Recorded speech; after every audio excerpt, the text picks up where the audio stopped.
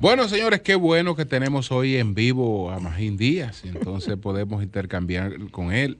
Y si alguna pregunta surgiera de la gente, pues también. Entonces, Magín, buenos días, ¿cómo estás? Bueno, aquí estamos por primera vez presencial. Un placer de estar aquí con ustedes. Qué bueno, qué bueno. Vamos entonces, Magín, a arrancar con el primer año del presidente Abinader en términos fiscales. Eh, Buena pregunta. La próxima llamada. Mira, eh, yo creo que el año fue muy bueno. Estamos en una pandemia, es algo que no se había vivido en 100 años. Entonces, ¿cómo analizar la política económica y fiscal? ¿O qué nota ponerle? Y mi respuesta rápida es que fue muy bueno. Ahora, ¿por qué? Porque se siguió haciendo lo que se venía haciendo en materia económica. O sea, realmente no hay cambio y yo creo que eso es bueno. Así es. Sobre todo para darle certidumbre a este país de que aquí no va a llegar alguien y va a quitar los logros que son tangibles en materia de estabilidad económica, de baja inflación. Entonces, en política monetaria es el mismo Banco Central. El crecimiento que hay ahora es tan malo o tan bueno como lo era hace 1, 2 o 10 años. Yo creo que el crecimiento siempre es bueno. Sin crecimiento no hay nada. Y el país ha aumentado su nivel de bienestar en los últimos 50 años, sin duda, en gran parte por el crecimiento económico. Y el presidente tomó una decisión, vamos a dejar a las mismas autoridades que están desde Balaguer. Entonces, eso es un análisis de costo-beneficio político que él hizo porque ya no le luce criticar el crecimiento económico. Porque en realidad el crecimiento económico, el de ahora es tan bueno o tan malo, como yo dije, como el de antes. Y la economía se ha recuperado bien. Entonces, en materia monetaria es lo mismo. Y en materia fiscal, una cosa es lo que se dice, pero otra son los datos.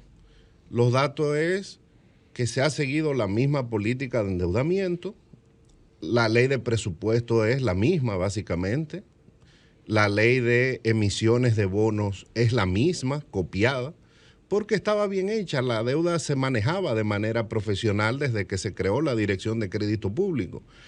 Entonces fíjate que la ley de financiamiento con que se emiten los bonos soberanos fue llevada hasta el Tribunal Constitucional, no por el actual ministro de Hacienda, pero digamos personas, algunos que están en el gobierno.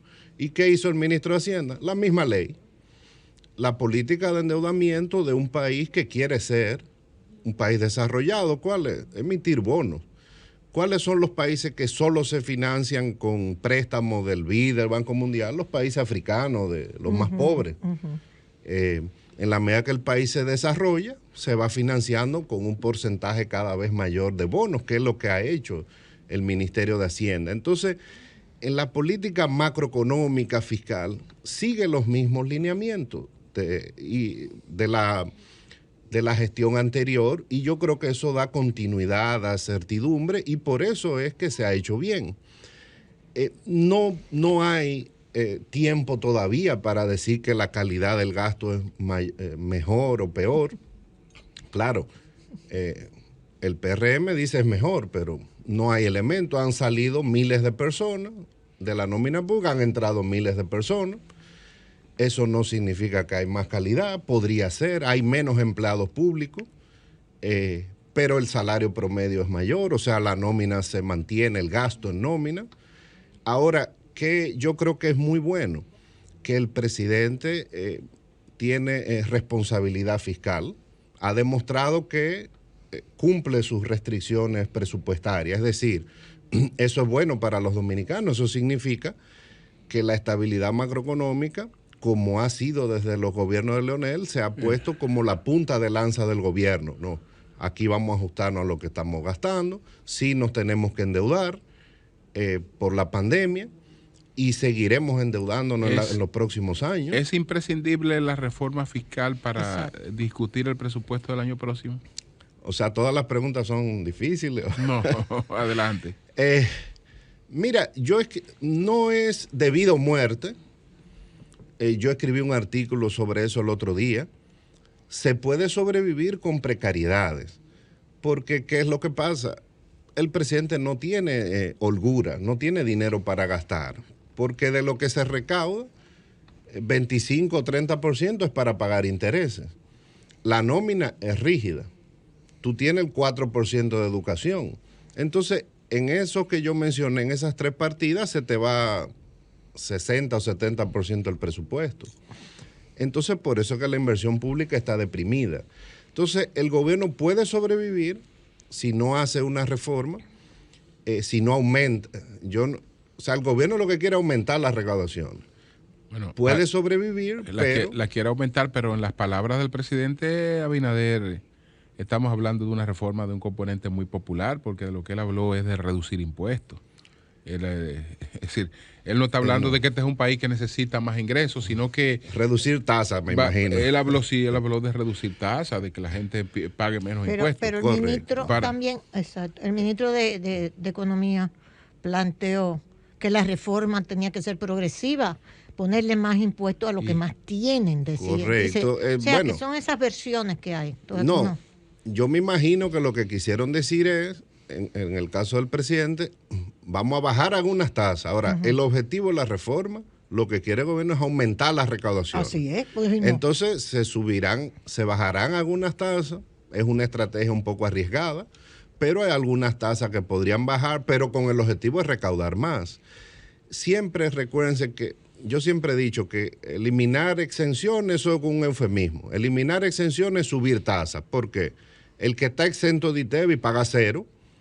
Cualquier bien que esté exento, bueno, si se le pone ITEVI paga 18 o va a pagar 10 la tasa que se ponga. Entonces, el gobierno puede sobrevivir, pero con mucha precariedad. Va a tener que vivir con una inversión muy bajita. Entonces, puede sobrevivir. Ahora, el gobierno quiere más recursos. Pero primero hay que sentarse y decir, bueno, ¿queremos más recaudaciones para gastar más? Probablemente eso es lo que quiere el presidente. Si tú le haces esa pregunta al ministro de Hacienda, él dice, no, yo quiero recaudar más para bajar el déficit, para ahorrar. Entonces, primero el gobierno, y creo que el día 15 se comprometió para empezar las discusiones, a decir qué quiere. Antes de que doña Consuelo empiece a atacarme con qué impuesto subir o qué impuesto bajar, hay que sentarse y decir, bueno, ¿qué queremos? ¿Queremos recaudar 100,000 millones más o 200,000 millones más? ¿Qué queremos hacer con eso? ¿Queremos gastar más o queremos ahorrar más? Y después que estemos de acuerdo en eso, o sea, es que hay que ver, bueno, cómo lo vamos a lograr. Lo de bajar tasas es una forma de vender la reforma, pero el objetivo del gobierno es aumentar las recaudaciones. Eso no tengo duda de eso. Pero también... No, Magín, una de las cosas que más, usted ha dicho, bueno, una explicación de las diferentes políticas, la del endeudamiento. Una de las que más se le ha criticado al presente gobierno, que criticaba la de Danilo y decía, ¿cómo con tanto progreso y tanto crecimiento se endeudó el gobierno de Danilo? Esa es la tesis. Y entonces ahora el endeudamiento, dicen, ¿cómo es posible un endeudamiento para ni siquiera usarlo? Para pagar intereses y no se está usando. Entonces, hay críticas, había críticas y hay críticas. ¿Por dónde nos vamos? Mira, yo creo que es bueno que haya críticas y que las hubiera antes, porque eso significa que nosotros somos un país averso a las crisis. Y de hecho, nosotros somos el país de América Latina en los últimos 50 años que menos crisis macroeconómica ha habido. Hubo una en los años 80, ¿verdad? Una en el 90 y una en el 2003. Y desde el 2003 acá no hay. Significa que somos muy aversos a las crisis. Por eso el país se pone nervioso cuando el tipo de cambio sube, cuando hay mucha inflación. Sí. Somos un país de baja inflación histórica. En muchos países de América Latina la inflación es muy alta o ha sido muy alta, pero aquí no. Aquí solo en episodios de crisis macroeconómica. Entonces, es bueno que haya el debate. El tema es el siguiente. Nosotros recaudamos menos de 15% del producto. ¿Qué dice el Banco Mundial recientemente? Los estados que recaudan menos que eso no son viables. Usted tiene que gastar por lo menos 18 o 20 puntos del PIB. Y eso es lo que ha gastado el gobierno en los últimos 15, 20 años. Ahora, Si queremos gastar eso, hay un déficit. Entonces, por eso es que la deuda iba. Ahora, la deuda no era insostenible. Fíjate que la deuda, Danilo la dejó en 40% del PIB del gobierno. Sí. Y se subió en 17, 18 puntos. Y todavía no es insostenible. El tema es que con reforma o sin reforma la deuda seguirá subiendo porque simplemente el Estado demanda más recursos de lo que recaudamos. Entonces, en el diagnóstico el problema no es la deuda es un resultado de la política fiscal. El tema es que tenemos un país que recauda poco y está gastando a los niveles que debe gastar un país como el nuestro. En relación con la respuesta que el gobernador del Banco Central le ofreció al expresidente Fernández, que hablaba en gran parte de rebote con el crecimiento de 13 puntos y algo, entonces el gobernador habla de que se trata de un crecimiento real porque es incluso superior al 2019.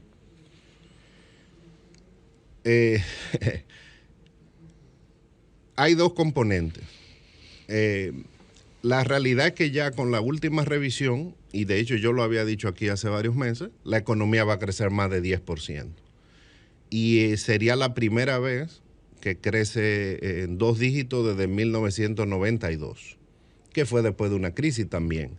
Entonces, un crecimiento mayor de 10 significa que hubo rebote, pero que nos colocamos por encima del año 2019. Entonces hay recuperación, que eso es lo que yo he dicho. O sea, efectivamente, a nivel de indicadores de crecimiento y del PIB per cápita y del Producto Interno Bruto en dólares, vamos a estar a niveles mucho ya más altos que el 2019. Entonces, una parte es rebote, pero también hay crecimiento por encima del 2019. De hecho, en el marco macroeconómico que se revisó ahora, ya el PIB per cápita, el PIB en dólares va a ser superior al del 2019. O sea, la economía se ha recuperado rápidamente, en parte por las medidas monetarias y en parte por el empuje de la economía americana. Todas las ayudas que se han dado, que ha tenido un impacto en las remesas, en las exportaciones. Que decía doña Consuelo que ya se van a quitar esas ayudas. Ya desde el lunes cerró el gobierno. Si se empiezan a desmontar. A desmontarlas. Lo que hay es que ver si en Estados Unidos pues se hace otro paquete. ¿Qué pasa ahí? Ahora el debate en Estados Unidos probablemente yo creo que no se haga porque la inflación está subiendo mucho. Entonces ellos tienen dos objetivos. El Banco Central de Estados Unidos es de los pocos bancos que tiene objetivos de inflación y objetivos de actividad económica. Como ahora la inflación es la preocupación, entonces y la economía está creciendo bastante, entonces tal vez tomen medidas para reducir la circulación. Exactamente. Bueno, pues muchas gracias, Magín. Muchas gracias. Excelente este banquete que nos hemos dado en vivo. Ojalá que podamos repetir. Claro que sí. Magín, yo me acuerdo una vez que usted nos invitó que dijo, bueno, aquí no hay reforma, aquí lo que hay que cobrar. Exactamente. Eso fue lo que se hizo. Eso fue lo que se hizo, yo lo recuerdo. Bueno, pues muchas gracias al licenciado Magín Díaz. Cómo no.